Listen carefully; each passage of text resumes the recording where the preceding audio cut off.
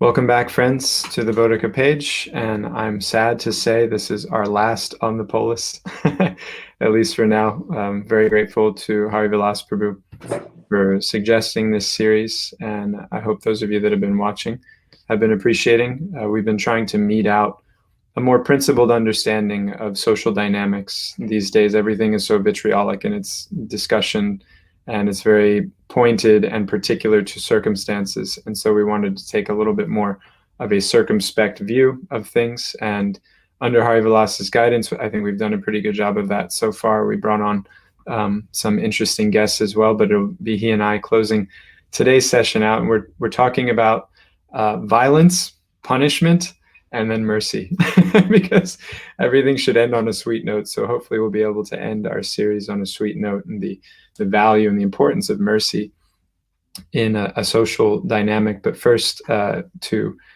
counter that discussion, we'll be talking about punishment and violence and their potential value in a social situation. Hari Vilas, welcome back.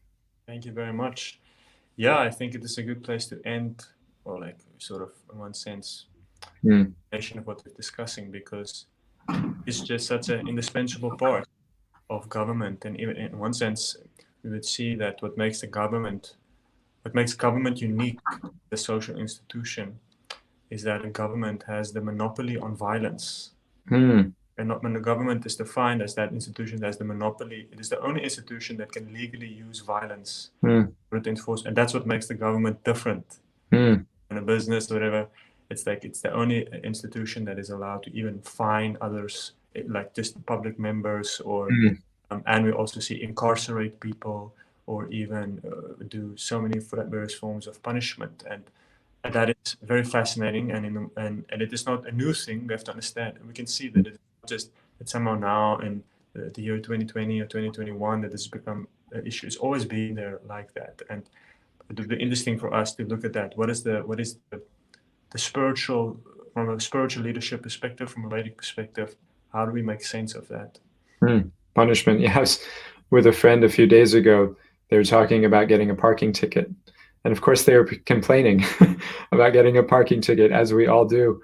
And I was musing, even before I knew that this was what we were going to be discussing, I was thinking, that's such a thankless task that meter maid has, because nobody thanks the parking lady when you get, or parking man, when you get the ticket. But it's because of their meting out that punishment that I have a space open where I need it to be, when I need it to be. If there wasn't that person putting out those punishments, then there would be no order to the parking situation. People would leave their cars there for days, weeks, months, and years. And so for me to be able to park in a decent spot and go into the store and buy what I need and get my food, etc., she's got to be dishing out that punishment. And yet it's a thankless task on the individual level. Nobody's appreciative when they get the fine. So it's such a tricky, what to speak of in such a small petty situation. On a larger level, it's so hard for us to digest the need for punishment. Yeah, but whenever we first turn, I think, as they say, what do they say? If you're young, this is one quote. They say, any person, if you're young, if you're not a liberal, you must be heartless. And old, if you don't become conservative, you must be unintelligent. You must have no brain. I think that's how if you're young and you're not a liberal, you must have no heart. And if you're old and you're not a conservative, you must have no brain. Yeah, because not just to see the principle that we have to understand the utility of force. And you should just go. You just go to a country in which there is a government that cannot apply force to people, and you see what happens there. Then you see the traffic situation. I mean, if you've ever been to India, you see how they drive. It's just fascinating, like just complete. Everybody just does what he wants to, and there's no rules. And then you see the situation that arises when there is no implementation of force. And the reality is just that. Maybe I can pull up some. I have some nice verses, because we want to go traditionally with on the Polis. The idea was to look at the principles specifically from a traditional perspective and an ancient perspective, and see how it's still relevant. Because as we see that, whether in the 20th century they use 21st century they use tear gas, and in the 4,000 years ago they used something else, but it's the same basic principle of using. So I'm going to throw something here on the screen quickly, what I find very fascinating. And this is a section from the Manosamhita. So Manosamhita, a very interesting text, also in itself a very controversial text, because it does describe, there is something to say, as I said in the beginning, when we looked at traditional society, we understand we're not interested in recreating every part of traditional society. That is definitely not. Society does change. We see even in the Vedic sense that it is explained how at a certain point there was even no government. And government itself is something that actually arises in response to the changing situation of human society. So therefore, when we approach the Vedic situation, we have to understand that change is also part of it. They do understand that it is not going to... Yeah, it's not a calcified set of rules that must be followed always. Exactly. So that is very important. But there's still certain principles that we see that comes out. So this is from a section from the Manosamhita called On Punishment, very aptly titled. Perfect. Let's see here. Okay, see if we can see it. I don't know if that's very clear. I might have to just make it a little. It's a little small, yeah. Make it a little bigger. Read it for us. That's okay. That's getting better. There you go. Okay, that's cool. I think that's good. Okay, so let's see. Let's read a few of these verses. Very interesting. For his sake, for the sake of the king, the Lord at first created punishment. Born of the Lord himself, an incarnation of divine glory and the protector of all creatures. And the Sanskrit word for punishment is danda. And we find this principle of danda is very interesting. Danda literally means stick, but it is a concept of, it's just a concept of force. So punishment doesn't, like we said, punishment doesn't just mean violence. It means the whole parking tickets, fines, regulations, inconveniences, whatever. It's all forms of force that manifest to create that structure in society. And that is what was being extolled here. The principle of that force, that danda, is what really allows for a certain level of social order. And you just have to look at a society in which there is no government, and then you see what happens. It's very fascinating, especially when you read about, there's a few instances where you can read about places, especially in wartime, when the civil government collapses. Then when you see when citizens are just left at the mercy of either one another or at the mercy of occupying military people without any government regulations to protect them, and then you see what happens. Astounding what people can do to one another. It's happening right now in Myanmar. Just as we speak, practically, they had a military coup and the people are being mistreated. And the government wasn't great, but they were at least keeping an even keel on things relative to what's happening now. And we've seen in the Middle East so much instability also. So if we pay attention to the modern circumstance, we can see also the value of punishment and even heavy-handedness relative to no hand at all. To a certain sense. And as we say here, it is ultimately the danda is meant for it is the protector of all creatures, because it has to protect one from one another. Skip through some of these verses. So it's basically the duty. This whole section is on the duties of a king. So that is the real duty of the king. He has somehow, he is the person who has the stick in his hand. The government is entrusted with the power to punish. They have the monopoly on force, and it is a very serious duty to properly mete out that. And they said here, it is through fear of him, through fear of that king, because he has the danda, that all living beings, movable as well as immovable, go to subserve the experiences of men, meaning that basically means that people become considerate of one another. It means bhoghaya kalpante, so for the enjoyment of others, that people act for the benefit of others, or don't corrupt others because of that danda, and they do not swerve from their duties. And here it says that to men who act unlawfully, the king shall mete out punishment appropriately, having carefully considered the time and place, as also the strength and learning. So very important. And we will also see in these sections how it's definitely not arbitrary. It's clearly explained how punishment is something that can be done with with a lot of sense. Exactly. Let's see. I want to find out one verse. Okay, here you go. When meted out properly after due investigation, it makes all people happy. But when meted out without due investigation, it destroys all things. So fascinating how, and we see that the misuse of government force, it ruins everything. There's a famous section in the first canto of the Bhagavatam, one of our prime scriptures, and there's a discussion on how to punish someone who's clearly done something wrong. And yet, because of his social circumstance, speaking about Ashvatthama, his social circumstance, his upbringing, etc., all those things are considered into what will actually be effective for him. And recently we were studying that with a friend, and she's older, and she happens to be in a situation like that right now, where she's been asked to come to court and testify against someone. But that person has a little bit of a mental instability, and that's known that they have that handicap. And yet they were aware of the wrong that they did. And so she's feeling this tension of being put on, kind of being responsible for deciding what is the punishment that's due to him. And I'm sitting back looking and seeing the kind of torture she's going through, having to consider that. That's really not something to put on the lap of a common person. To have to feel so responsible for the outcome of somebody else is really meant to be going to somebody in an administrative role who's qualified, capable to take on the heaviness of that consideration.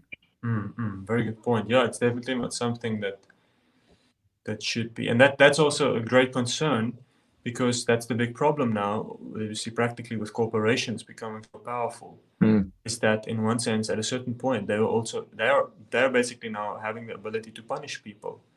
And that's very concerning, because there's a big difference between the corporate world and the realm of public administration. We see now Google, if Facebook doesn't like you, they can just basically mute you, which is a form of punishment. And that's interesting, because now we see how punishment the ability to punish is being exported to another sphere of life, and that is something a little bit concerning. And it is one more few slokas here. If the king did not entirely mete out punishment to those that deserve punishment, the stronger would have roasted the weaker, like roasted. Yeah, roasted. Oh, roasted. You changed it. Yeah. Punish the editor here. That's the crow would eat the sacrificial cake, and the dog would lick the offering. Rights of ownership. Interesting. Rights of ownership would not remain with anyone. Private property. There would be no ability to have private property. And there would be a confusion among the high and low. It is by punishment that all people are kept under control, for an absolutely guileless man is hard to find. It is through fear of punishment that the world subserves the experiences of men. One last one I want to read, which is very interesting. And it's interesting. I'll just jump in there. It sounds heavy. Basically, the Shastra is saying throughout all expressions, and including this Manu Samhita, that we're fear-based people. And that's a kind of, especially in the modern ethic, we try to reject that. And yet when we fundamentally look at our own experience of what moves us, it's a concern for losing something. It's a worry of punishment. It's not my personal sense of pride, purpose, opportunity. 1 in 100 times I do something for that reason, but it's fear of some punishment socially or civilly that actually causes me to not or to do the right thing. Yeah, and like Srila Prabhupada, remember he had this famous saying where he would say, "Good locks keep honest people honest." The reality is that when the reality is just that when most of us are confronted with reality where your personal benefit can be had at the cost of someone else, very few people can actually, just on the basis of personal principle and regulation. And also sometimes you would, just like we see how sometimes you do something you regret. It's like you wouldn't under normal circumstances do it, but if the environment is just there and the opportunity and no one is looking, and you can do something that you will regret later. So we see that that's also the principle, that people are protected from that. And here we see that the last one, the king who metes out punishment in the proper manner prospers in respect of his 3 aims, which is one of the 3 aims, I guess here, Trivarga, which would mean dharma, artha, and kama, I guess. But he who is blinded by affection, unfair or mean, very interesting, is destroyed by that same punishment. So fascinating how, because that when we start speaking about punishment, that's the first thing will come up. People will point to all the instances where the great unfairness that has also been done by governments to people. And we see that no, but the understanding was there. If it will be unfair or mean, then we will see that same governments will be destroyed. Realistically, they will have to be reformed, or there will be destruction. So it's very interesting how I think, at least for the modern person, one has to be so careful about, the government is one thing, but then we see also now within even small communities, even within our own spiritual communities, that we see joining an organized religion, quote unquote. I mean, who wants to do that, But that's actually the reality of organized religion. It's just that there is a level of order and some form of something akin to a government structure that just looks to see if things are happening like it's supposed to be happening, and that then has the ability to a certain extent to adjust it. And we have this culture of really being very immediately upset or aggressive against any form of authority, and we bring that into a spiritual culture. And it is sometimes austere to live in an organized religious environment. It is a fact. Sometimes it makes things complicated or bureaucratic and all these kind of things. But at the same time, can one really avoid it? Like you're a temple manager starting a project, and I'm sure that in your younger days you were wearing tie-dye T-shirts and you were all for freedom and my tie-dye scarf. That's it, and you still are. But at the same time, at what point, like as you started to really do, really take a project, you must have realized at some point that there is this other side to the thing that cannot be avoided. Absolutely.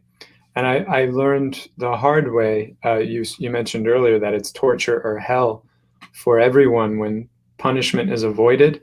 And I saw that personally in my own attempts to be kind of superficially merciful or kind to someone who was clearly, stepping out of bounds and abusing someones, really, if I look back.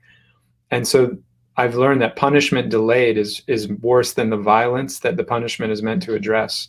Mm-hmm. Mm-hmm. I've now become culpable. I've become a part of that violence, and I'm creating more of it. I'm kind of sanctioning it and empowering it beyond what it normally should be, but already was. I'm now empowering it if, as an administrator, I don't act swiftly. Mm-hmm. And the situation can quickly get out of hand. The place where you're serving now and the prior history is an example of that in our own community. How somebody who was clearly not carrying their responsibilities well was not addressed in a timely manner. And then eventually the quagmire that grew out of that was something that took way more time and way more energy and way more loss of, blood, so to speak, than it should have. Mm-hmm. Yeah, like I say, prevention is better than cure. And it's interesting, even if you look, for example, at societies, say you have something like capital punishment, how often does it happen? It happens. It doesn't really happen that much, Or you see, for example, in places that have, that's what really happens when you have a place that is very tight. Then oftentimes the best government would mean there is no punishment that even has to happen because everyone is following. Yeah, because people know that if you're going to do it, because what is fascinating is how the mode of passion, the mode of passion and mode of ignorance combined, they are constantly eroding boundaries. That's what they do. They erode boundaries, and that boundaries, even the boundaries of civility and the boundaries of etiquette, the boundaries of authority. Like even in a project, you see people have to be given some room that they can be here and they can make decisions and run it. And otherwise, how can you do it? And you see it again and again, how people just constantly overstep their boundaries, and it's impossible to maintain any of those boundaries without a sense of repercussion. And where does it leave us? I think that let's see, we have an interesting question. Let's see this quickly. You can see there what you think about that. In modern times, you see that social consensus decides on or sways the basis of what is worthy of punishment and what is acceptable. Is there a moral standard applicable for all civilized society? Well, that is probably one of the best questions we've got so far. Yeah, well, we might have to keep the thing going just to. These are the questions. So, what did you say? They were like, how do you manage that reality? What is pointed out here is that there is this sense of social consensus that people have their own ideas of what is proper and what is improper. But then, sometimes as a manager or as an administrator, when you have to go against that, how do you deal with that? Yeah, it's that the egalitarian ethic of the modern society. As I mentioned, it's a double-edged sword. going back to my friend who had that put on her lap, that now you're to decide what to do with this person, and it's very unfair. Although it feels empowering, it's actually ultimately disempowering and discouraging, and creates a lot of anxiety for that person. So the question, is there a moral standard applicable for all civilized society? I think one of the themes of our talks has been letting those who are suited for a particular set of contributions to society, let them focus on that. And that's something that we've lost in the world in general, is that recognition of specialization as valuable in the social sphere. So that's where I see the idea of universal being very dangerous. All civilized society, for me, civilized society is that which allows people to do what they do well, and they're protected in that effort. They don't need to think about other things because somebody else has that taken care of. And so the problem of all of us thinking all the problems are things that we have to solve, it really undermines the ability for a universal moral stability to be felt. Yeah, like universal standards of ethics. You know, it's very interesting if you look, for example, at the erosion of traditional cultures. Like my father was a policeman in South Africa for a long time, and he worked oftentimes with some of the traditional communities there, the tribal community specifically. And it was very interesting was he said what happened there is they had their own culture and their own way of meting out punishment, like in a tribal setting. But then what happened is that because of the modern governments that over those areas, they basically took away their ability to enforce their form of justice that they had culturally. And then basically what happened is then you had these elders who were basically useless. And then the whole thing just collapsed. And you had a culture of people who had no elders. There's no respect. There's nothing to be done. And it's just very, obviously this has to be dealt with so carefully, because you pointed so many instances of traditional forms of government that are so heavy, you know, to different ways in which they would, you know, treat women, or, you know, punishment and be completely out of sway. So that is a serious issue also, like how to interfere then with governments. And if we look at the Vedic times, then we would see they sometimes did do that. Like even Krishna, and like if you look at the stories of Krishna, they said they sometimes would actually go and dethrone kings. They would actually go, and like Jarasandha, for example, he was a king who would who captured many other kings, and he was planning to do a big human sacrifice. And then they just decided this is not good. This is not supposed to happen, and we went to interfere. So it's very interesting how, you know, relativity and universality, how these things have to be balanced out, because both of them, when done in excess, can lead to great injustice. And we see, at least there is some sense from the Vedic perspective of a certain sense of principles, one could say, like principles that are sort of universal, but then the details will definitely differ. And then as I asked Srila Prabhupada, how do you know the difference between the principles and the details? And then he said, well, for that, you need some intelligence. A little intelligence, yeah. You basically have to have people that are trained up in ethical thinking. And it requires, it's like something that requires expertise, just like engineering or medical. It's like it requires expertise. It's like your faculties have to be developed to be able to make these judgments properly. And it is just very tricky. Now, a moral standard applicable for all civilized society, even there, we can't even really point to the Manu Samhita. We can't say, just do that. Even we say, we can't just go to that back again. Right. So I don't really think one could have just to say that all the countries should be run. There is something in the Vedic canon. There's this idea of, well, mostly the discussion around Vedic social values comes into the frame of varnashram, and that's the practical what to do. But those are the most kind of cumbersome elements of the Vedic culture in modern context, especially. Really, the value of varnashram is what is meant to be the foundation of varnashram, which is samanya dharma. And that means the stuff that everyone's supposed to do. So a basic sense of integrity, a basic sense of compassion, a basic sense of mercy, justice, etc., is meant to be felt by all members of society. And then the nuances, because it gets tricky when you get into particular circumstances and situations, how to keep integrity to those values, then it's expected, as you said, that those trained to be able to do so in high stakes situations are able to still keep that ethic. Whereas those who value that experience but aren't able to bring it into a realm where they have to consider it applied to thousands or millions of people aren't put in that pressure cooker to have to feel responsible to it, because as we see, they often crack. And today we have so many unqualified people in positions of power who may or may not actually be evil and could just be awkward and bad and not suited for that position and making a mess of things, not because they'd like to, but because they don't know any better.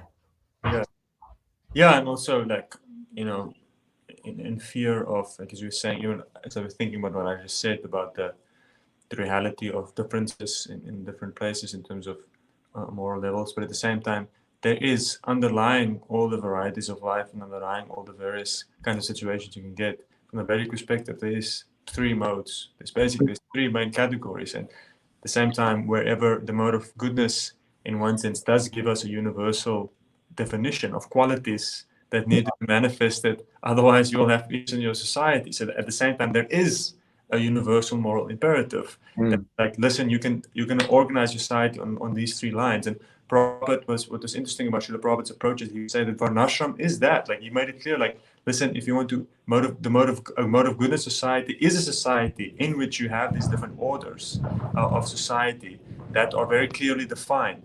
And the closer we can get to that clear definition, then that is really what we want to do. But then the difference comes in with the implementation. How much can you implement and how fast? And so it's a little bit of both, because what's fascinating about the Vedic perspective, at least, is that the principles of Varnashram, it's not just, it flows from the form of God, which is very fascinating. The idea of a divine organization, that the form of society, the closer it mirrors the form of the divine, then you will have the divine qualities, and you will have like wealth and peace and sanctity or whatever. So therefore, that is very interesting, that at least from that perspective, we're not really busy with social experimentation. It's not that we're trying to concoct some new system that will somehow solve, and never thought of it before, but it's rather trying to mold society to get closer to this already existing ideal, this already existing archetype that is there to govern everything. But as you said, for most part, when they asked Srila Prabhupada this question, they asked him, I remember on the train conversation, they asked him, what would happen if we gain control of a country? Like, in the early days, the devotees were so, were like, you know, they saw as the growth of the Krishna consciousness movement so fast, and it seemed like it's just going to be a matter of time where, you know, people will vote for a Krishna conscious leader, and well, we don't have to worry about that anymore. But at least I asked him that question, and then he said no. He said that really what will happen is that as people start to take the spiritual life, their desires will become simplified, and then it will become much more simple, actually, to also to administer the whole thing, because that's what we're seeing now.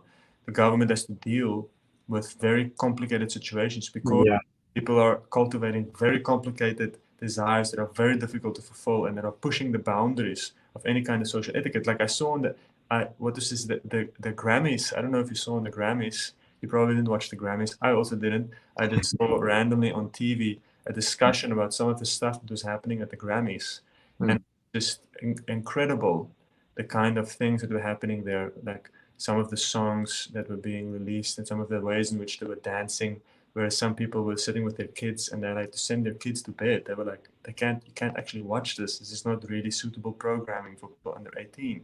So that's the kind of things that will... Or over 18. Or over 18, yeah. Decent people. Very decent person. So, yeah. Like, if you allow that to happen, if you will encourage that and you will spread that to people, then you can expect that it will be your country, running the country, will be a painful business. And then you can expect a lot of ugliness in trying to create some sense of order in society. So that's very interesting, that as people simplify their desires and become more mentally peaceful, then the whole thing becomes much more easier somehow create some sense of order. Such an excellent point. Two things I'd like to ride off of that. One, this is a Western recognized ethic. Also, it was captured by Kant. He had something called the categorical imperative. That all morality, all philosophy, boiled down to the common person. You should simply ask yourself, what would be the result? This was Kant. What would be the result if everyone made the same choice I'm about to make right now? So is it good to murder somebody or not? Well, ask yourself. If everybody made the choice to murder somebody, and it doesn't matter, we can murder whoever we want, what would be the result? What would be the world that you'd live in that experience? And it becomes a simple framework to make choices then. However, to your point, the world is so complicated that those decisions are not so obvious anymore. And it's not so straightforward. And it reminds me of an anecdote. We were at the Rainbow Gathering, and we were distributing prasadam. And so there's this idea that because this food has been offered to Krishna, then somebody who's taken that food, they'll have the opportunity to take birth again as a human. They won't have to glide back down into animal life, right? The soul's consciousness will be preserved in the human level. And so we're distributing to thousands of people and just giving out little sweets of halava. And many people bring their dogs to Rainbow. And so but I know now people don't like you to just feed their dog, randomly. They'll take anything, drugs, food, whatever, but their dog, they're very careful.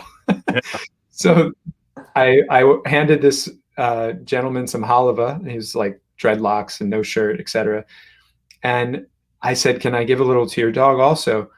And he said, well, what will it do to him? It was like such an odd question. What will it do to him? I was like, well, it's food. But I got the opportunity to say, well, it will give him a human birth in his next life. And he sincerely looked down at his dog and said, I don't think I want that for him. I don't think I want to torture him with the experience that I'm having right now, the confusion I'm having right now. I just chuckled and slipped the dog a little halava and kept on walking. Yeah, interesting. But it speaks to the torture that people are experiencing that you're pointing out to because of the complicated nature of society, the lack of clarity, which punishment and proper adjudication actually creates, what we're left with. Mm-hmm. And it's interesting, like if you think about the slokas that we've read, or even if you read Bhagavatam itself, that it's explained that is the only purpose of punishment or force, is it's just to get people to do their duty. Yeah. And that duty is not just, to go to work and get a job. It means duty, dharma means way more. It means like all these principles that we need to follow to purify the heart. So that's the goal behind any form of force, at least in the government, is supposed to support that. And we see that at least in our small microcosm of spiritual organization, we see that that's the only goal, even as Prabhupada, to set up the governing body commission, like the authority of the organizational element of the Krishna consciousness movement. That's their only purpose, is just to make sure that people are following the spiritual principles and regulations that is according to their position. So it's also interesting how, it's like it's only if you take that position that you get under it's only when you accept a position that requires a certain kind of spiritual thing, then that duty must be performed. And to see the Tanda in that way, it's just meant to make sure people perform their duty, and the performance of duty is beneficial both for the individual and for the rest of society. Very fascinating. Okay, let's see here. We have a question or comment from Mr. Robert Brandt, who's my father. So what if a government or a king fails the country due to corruption, etc., with the result of anarchy? Can the people then take the proverbial law in their own hands to protect themselves? What do you think, Deva? Can the people take control? Well, it's interesting. I mean, if that is really the situation, that the government falls due to corruption, etc., and it's now there is no government, there's a natural need for order. Yeah. That's, the juxtaposition of the conscious soul in the material energy. This is one of the fundamental expressions of knowing that we're different from what's around us, is that the second law of thermodynamics, everything is always degrading. So no matter what order you may create immediately, there's always entropy increasing, there's always disorder increasing. Every action within the material sphere And yet internally, our consciousness craves a kind of order, a clarity, a context. And that craving will necessitate, and we see that people do indeed create their ways and means to have some sense of stability, some sense of safety, some opportunity. And really, my own understanding, we use this word faith in religious traditions, but we need to be able to trust those around us. Even if we're bad guys, we have to trust the other bad guys around us. So every group of people, every group of living entities, really, we even see this in the animal kingdom. That's what kind of distinguishes mammals from the lower orders of the animal kingdom, is that mammals tend to group together and recognize the value of being able to trust one another. So even if there is no government, you still see the need for that function of creating some healthy context. Yeah, and we see that inevitably government is recreate itself. Like, there's no place in the world that has collapsed into anarchy or civil disorder. That not at a certain point. Absolute anarchy. It doesn't happen. It will. It changes. This basically means there's a vacuum that has to be filled. Now, naturally, it doesn't always lead to a better situation, and it is possible that you can get a stable, quote unquote, stable form that is a very low functioning form of government in which there's just systemic corruption or whatever, but it still goes on. And and at worst, the lowest you can go is you can just go back to the law of the jungle, the state of nature, as they call it, in which this becomes the rule of force, whoever is the strongest. But it's also a form of government in one sense. So we have to be careful. Like, people who are anarchistic, or the anarchistic philosophy, sometimes a little romantic. You think that by disbanding government and then that'll solve the problem, but what will realistically happen is then you just go back to the rule that might makes right, and then what will happen is that in general, then at least in modern society, what will probably happen is we see what happens in places. It becomes based on money. Like, whoever can pay for protection, they can get it, and who can't pay for protection, they're screwed. So it actually leads to greater senses of oppression and also exploitation. As I said, the weak will just be roasted on the spit. So that's very fascinating. Now, we're sort of past the halfway mark here, and I think we've covered an important principle, just that we've seen, it is necessary. That's all that we're not trying to glorify, just saying it. At least I think part of becoming a mature human, and specifically a mature member of a spiritual organization, you have to understand that this is just a necessary part of living in this world, that there is some form of force that has to be applied, whether it's from government or from spiritual organizations. And at least I think we have to be able to just to orientate ourselves towards that properly, and to see that, yes, this is, someone has to do this, and this culture that we have sometimes of, blanket resistance to any form of authority doesn't really help. And I see it myself, to change things, cooperative spirit actually does more to change things than just this blind kind of fighting and stubbornness towards any form of perceived authority. Or a laissez-faire idea also. Just everyone do what they want. Yes, and that we've seen, that's equally as dangerous, if everybody they want philosophy. Now I want us to take a look. As I said, we want to end off on a high note.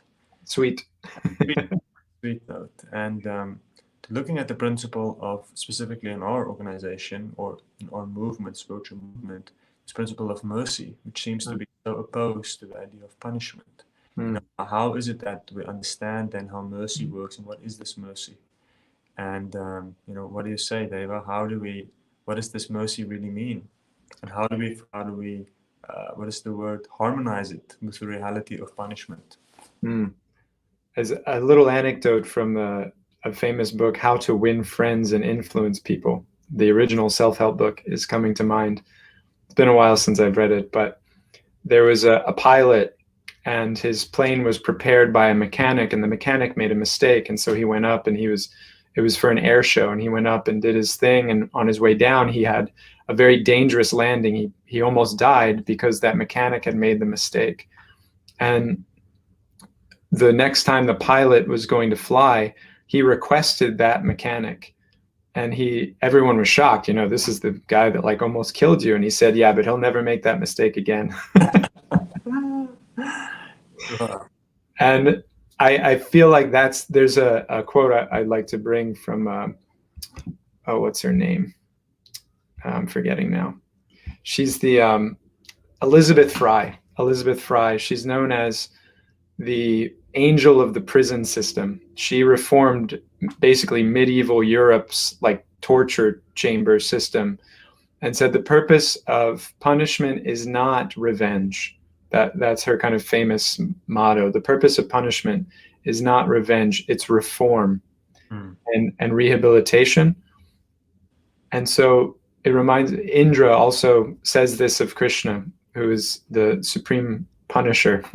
He says, when Indra made a big mistake, he said, you never punish to vengefully. This is in the 10th canto. You never punish vengefully. Rather, you only punish to help uplift that person in their own way of being. And that is, I've experienced one of the most profound forms of mercy. And I was having a conversation with a friend this morning, and he was appreciating me for that. He said, you're one of the only friends I know who will hold me to task. If I'm slipping, if I've said I want to do this thing and I'm not, I can trust you to adjust me and confront me on that. And so that it's not mutually exclusive, this idea of authority and accountability and even punishment as being devoid of kindness and consideration for the other person, which is real mercy. It's not necessarily mutually exclusive. Wonderful point. Yeah, we see the results of, you can see the results of children, for example, who grow up without any discipline. It's the clearest. We see that people can ruin. Prabhupada tells a story of this man he murdered someone, he was condemned to hang. And then his mother or his aunt who raised him, she was also there in the courtroom. So then he asked her to please come. They were taking him away. It's the last time she's going to see him. So then she come, and then what he did is he hugged her and then he bit off her ear. And then he told her that it is because of you that I'm here. It's because of you I'm being hanged. Because I was never disciplined or something like that. And it's very interesting that we see that it's actually a form of kindness, and it is really, you see even in spiritual culture, we see it now in our society, for example, the whole principle of ashram life, people moving into ashram. What you get in an ashram really is you get training. It's like a big thing, trained. But it's like, if I look back, the person who trained me now, when I look back, I realized, it was the greatest mercy. Even though sometimes he fought with me, and it was like it was something difficult because to change people is a thankless task. Yeah, right. Greatest mercy to have that person. And now, for example, still to this day, like I can't sleep during the day. I'm like, if he would come into our room and we were sleeping in the day, he would be so upset because the principle was that's not good for you. The day is meant for work, and there's so many of these impressions that is made on my consciousness that is due to this person and due to the sense of fear, I would say, of him. But that fear, interestingly enough, later developed into the greatest affection because at a certain point when I grew up, like, my God, this is like the greatest gift because it requires, like we see here in the slokas also, it requires consistent awareness. But that force, you have to consistently look at a person to make sure they're doing what they're supposed to be doing. It's very tiresome. And that's a great point. But if I see when I neglect, one would say punishment, like neglect, basically when I allow people to do what they want to in my own organizational sphere, it's just because I become like a sense of it's too much energy. God, like you see someone does what they're not supposed to, and you're like, oh my gosh, now I have to go and I have to like. So true. It's just so much energy, and it really is like now I'm thinking back, and what I really appreciate about your point, and I think is important, is we look to understand that ultimate behind everything is God. Like to ultimately to understand that even God's authority or the reality that we will experience reactions for what we do is a form of mercy from God. And I think that for the devotee, at least, I see so many people that it is very hectic, but one has to come to that point to embrace that reality that whatever happens to me, even the unpleasant things, is out of the universe is ultimately kind, because it is God who is trying to reform people that are very difficult. So the devotee, then, the devotional spirit, transforms the vision of what happens to us because we see that whatever happens, either suffering, one and sees behind it a certain sense of kindness, and it's very difficult to perceive, but to have that consciousness, that is really what it means to be a transcendentalist. This is a beautiful point, and it reminds me of a little anecdote about a disciple of Srila Prabhupada, and Prabhupada named him Haridas. And Haridas, he came to Prabhupada first because he saw a gold watch on his arm. He saw Prabhupada in a BTG, and he's just a poor Indian thief. That was his profession. He was a thief. And he saw this Indian guy with the nicest watch he'd ever noticed. And so I'm going to find him. I'm going to get that watch. So he finds out where Prabhupada is. He's in Mumbai. He goes to him, and he's planning to take the watch. Prabhupada just gives it to him.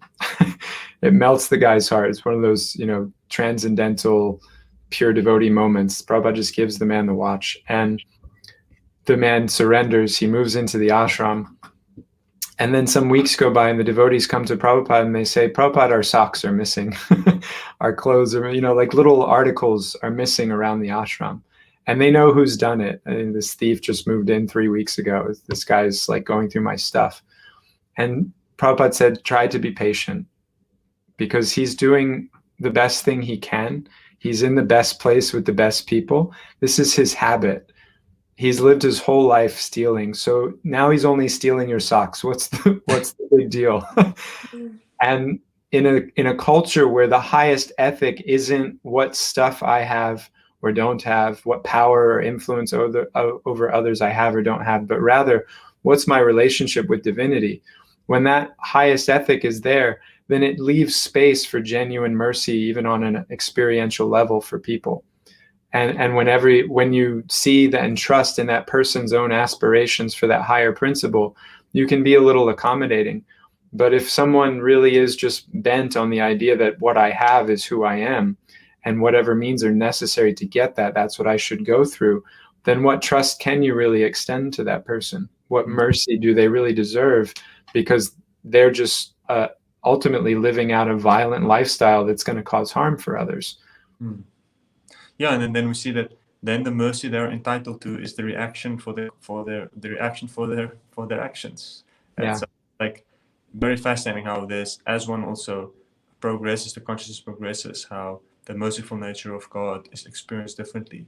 And in the very lowest forms of life, it's just experienced by the suffering of purification that pushes us towards a higher status of life. And then as one enters into spiritual life, then that experience changes. And therefore we see that one of the first principles of devotional service, that one of the side consequences is kleshagni, the destruction of suffering. Meaning that, and I specifically, what happens is meaningless suffering disappears. There's still suffering, there's still some pain, but it becomes invested with a sense of meaning, because one knows the purpose behind it, which is an amazing thing. It's not arbitrary. Not arbitrary, exactly. Not arbitrary. It's not meaningless. It is actually it is consciously given to us for a certain reason. And that is, if one can have that, can cultivate that kind of awareness, that is really transformative. And it is not artificial. We see people, we see definitely in our movement specifically, we see people that can, I'm thinking there's this very nice book by Shruta Kirti Prabhu, who he wrote about his wife who passed away from cancer not too long ago. And she was undergoing very difficult physical experience. She had, I can't remember what it was, bladder cancer or something, very difficult, painful cancer. She was actually greatly experiencing, even though she was experiencing great pain, she was experiencing great transcendental connection with Krishna.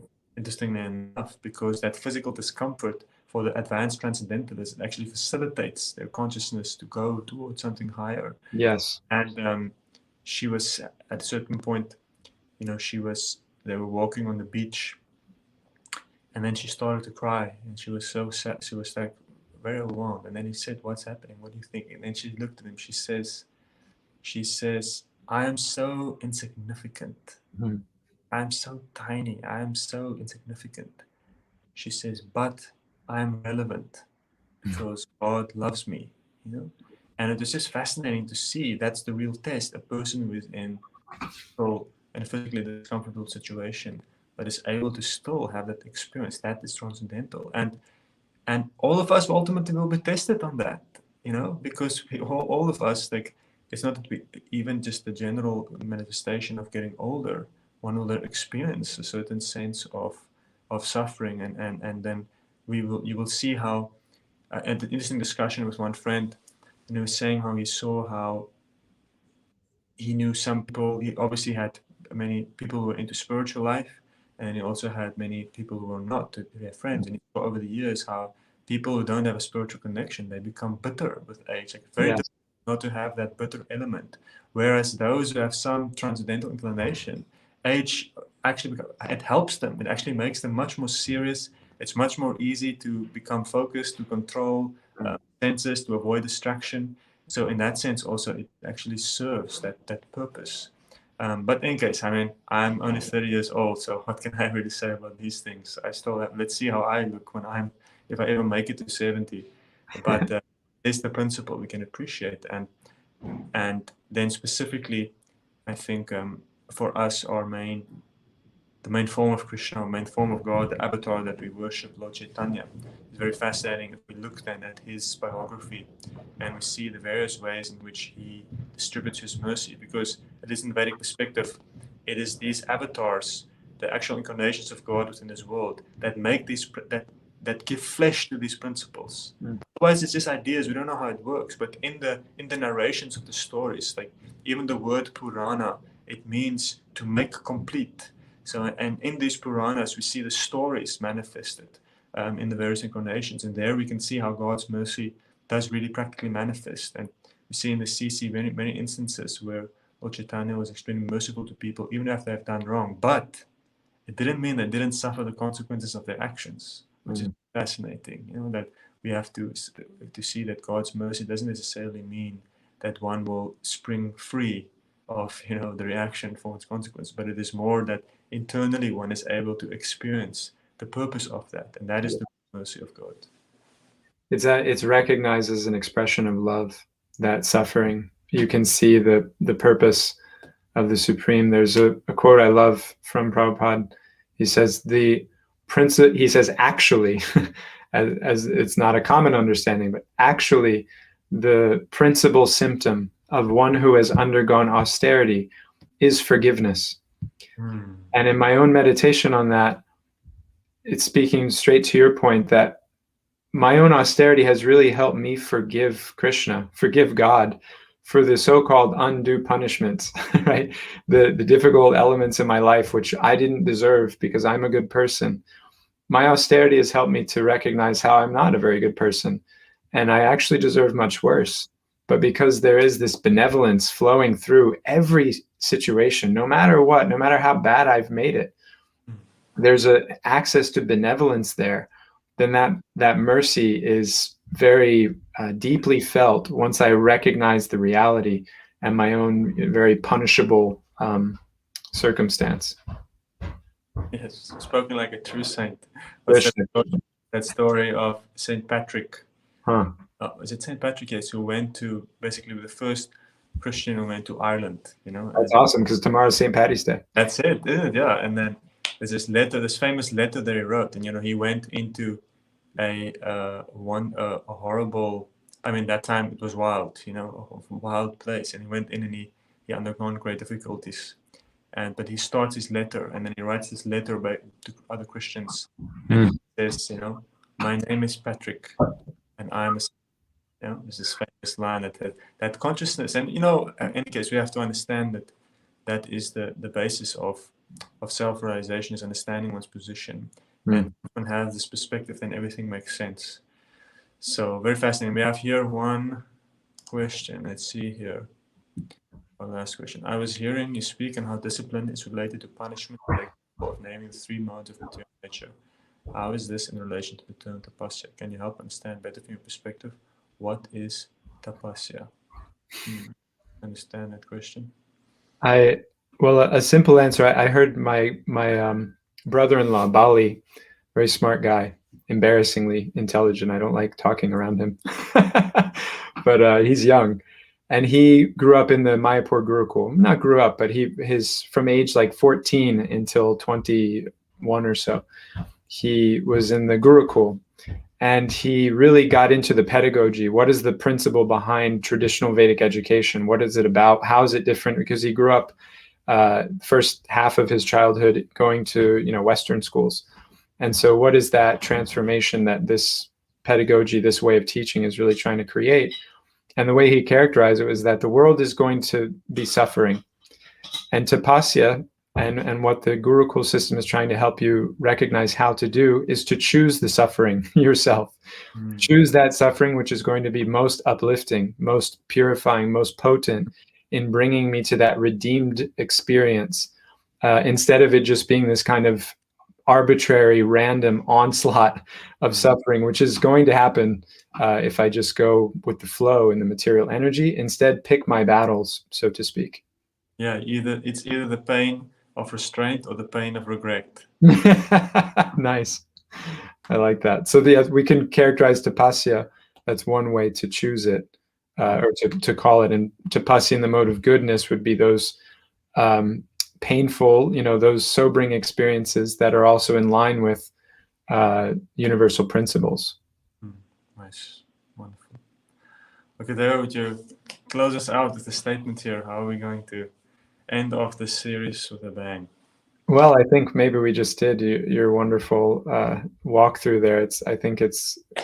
I'm satisfied. I'm appreciative of all the questions that we got. That's encouraging, and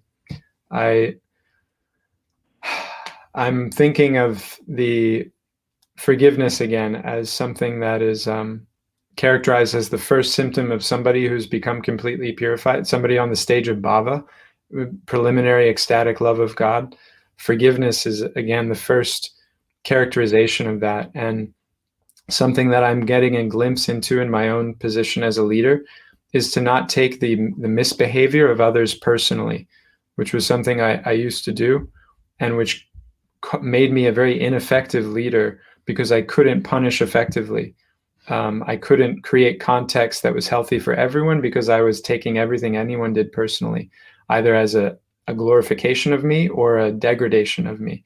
And I've learned to remove myself from both. I'm learning, I should say, to remove myself from both experiences to better offer encouragement, but also restriction and punishment when it's required.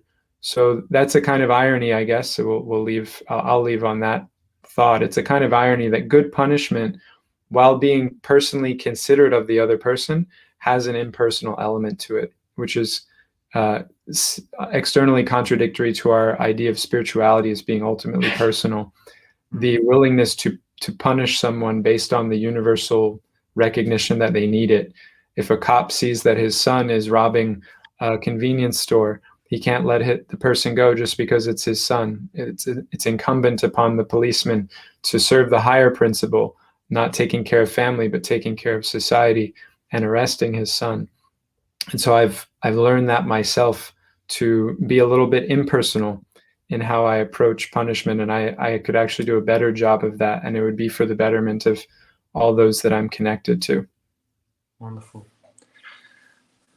Thanks. Yeah, I think that was the goal of this whole sequence of talks, was just to explore the practical realities of power and authority and its application, both in broader society and specifically in spiritual communities. And the hope was to just remind us how intimately this is connected with the ultimate underlying reality of the reality of God as a person, and that all these things, they manifest as a consequence of color. It has to be connected with that divine reality. Otherwise, these things become degraded. And as we see with something like punishment, that connected with the understanding of God's will, it becomes the greatest protector. Connected from that will, it becomes the greatest destroyer. And the same goes for all the various aspects of authority, whether it is government, or whether it is spiritual, or even whether it is just people trying to raise their own children. We cannot escape the reality of the power dynamics that we're all living in. So hopefully this series of talks has given some food for thought. Obviously there's an ending amount we could be doing every day for the rest of our life, and we'll never put the bottom of it, but hopefully it has given some good food for thought and stimulate an appreciation and maybe just a little interest in what the traditional Vedic world, at least, and specifically the teachings of bhakti, have to offer those who are trying to understand how best to use the power that they have ultimately been given by God, and we will ultimately be accountable to God for whoever and whatever is within our realm of authority. So we can leave off with that understanding, and please do not forget to be merciful, because otherwise you will not lay claim to any mercy. Haribol. Hare Krishna. Thank you. Said. Thank you very much, David Madhava, for facilitating this. Thank you, Hari Vilas. This is all your idea, and you tolerated me. I'm an intellectual and spiritual peon next to you, so I really appreciate the time to associate. Mother Ekadasi is giving us a nice closeout.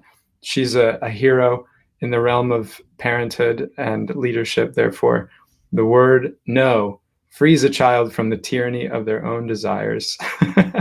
Spoken from a mom she's 5 for 5. All of her children are serious in their Krishna consciousness. I think she may have the record in our society, or one of the top for sure. Wonderful. Okay. Yeah. Hare Krishna. Haribol. Thank you, everyone.